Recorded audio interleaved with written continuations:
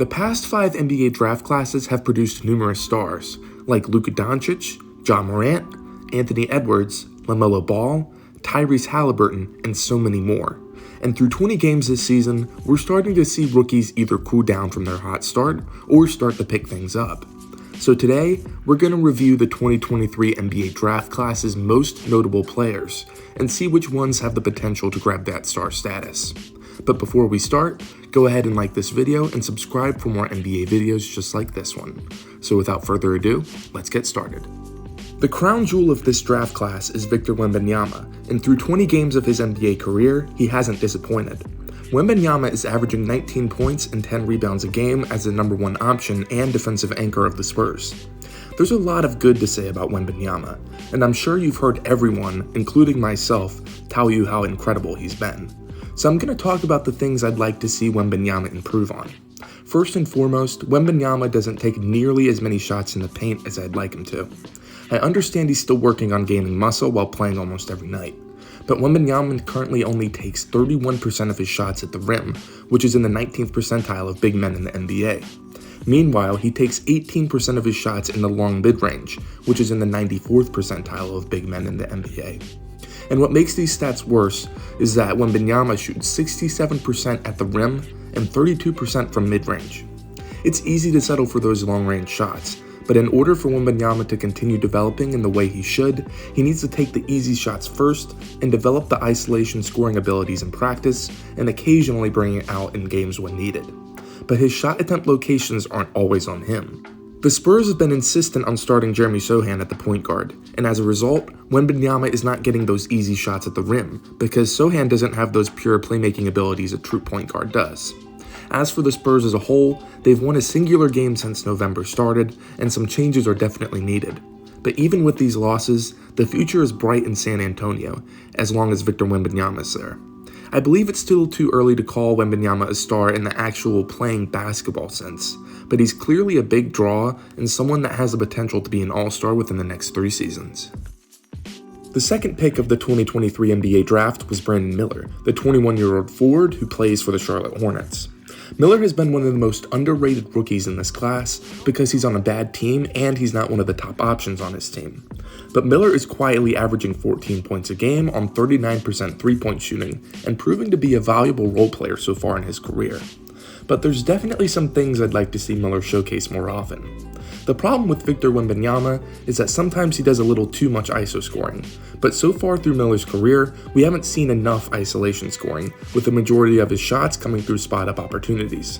He hasn't gotten that opportunity most second overall picks would get due to his situation, but his role is increasing every passing game, and he's projecting to be a solid third option for the rest of this season. But this is where my concerns start to come in. When a team drafts a player high in the NBA draft, it's because they believe the guy can be a star, someone who can take the franchise's reins and lead them to victories. And from what I've seen so far in his career, I'm just not sure if he'll be anything better than a solid number 2 or a really good number 3.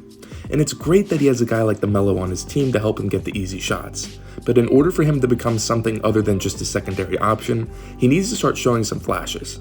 Of course, it's still early into his NBA career, so there's still so much more time for him to develop. But so far through his career, while he's been amazing in his role, he needs to start showing some star flashes before the Hornets pigeonhole him into a role player. With the 3rd overall pick, the Portland Trail Blazers selected Scoot Henderson, the 19-year-old G League Ignite point guard. I will admit, I was extremely high on Scoot coming out of the draft, and I'm still extremely optimistic he can turn around his rough start, where he's averaging 9 points and 4 assists a night on 34% shooting from the field and 18% shooting from 3. There's definitely been some improvement for Scoot in the 12 games he's played this season, as he's starting to settle for less long jumpers and drive to the rim to display his incredible speed. And I'd say the best part of Scoot's game so far is the little mid-range pull-up shots that feel almost automatic. But other than that, the only thing saving Scoot from complete mockery on social media is his work ethic and passion displayed on the floor. But every passing game, I can see just a little bit of confidence leave his body.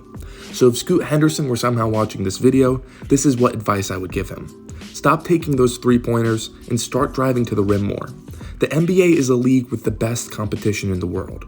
You're playing the best of the best every night, and it's hard to get buckets on guys who are similarly skilled, especially as a first-year player when you're not adjusted to NBA pace just yet.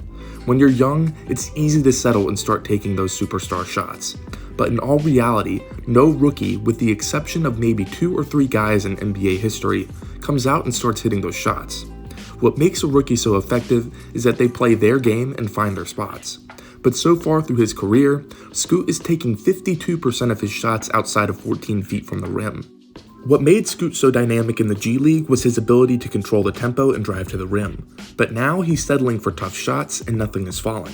So if he starts taking those easy shots and controlling the game the way we saw in the G League, I'm confident he can turn it around. After that deep dive into the top 3 picks, let's just go over some quick notes I have for the rest of the standouts from this draft class. 5th overall pick Assar Thompson has been lights out as the ultimate effort guy for a historically bad Pistons team. While his stats cooled down just a little bit from the beginning of the season, he's still averaging 8.5 rebounds and a block and a steal per night. The thing that's down for Assar so far in his career is his shooting ability. He's averaging 10 points a night, but shooting 13% from 3. It's great that Assar wants to develop his deep shot, and I don't doubt that he will in the upcoming years. But he's shooting 23% from the long mid-range and 19% on non-corner threes, and his team hasn't won a game in a month and a half. So just until the Pistons win a game, I would suggest he stop taking those shots. But other than that, he's been a great role player so far into his career and shown a lot of potential in ways other than scoring that makes me extremely optimistic for his future. 10th overall pick Wallace has been lights out so far in a limited role for one of the best teams in basketball, the OKC Thunder. Wallace is averaging 7 points a game, shooting 60% from the field and 52% from 3 while providing great defense. Wallace's role is increasing with every passing game, and I'd say it's time for Coach Daigneault to either start him or give him some more playing time, especially considering how poorly Josh Giddey has been playing this season. Overall, he's just been perfect in his role, and he's showing night in and night out that he will become a key contributor on this young and talented OKC team.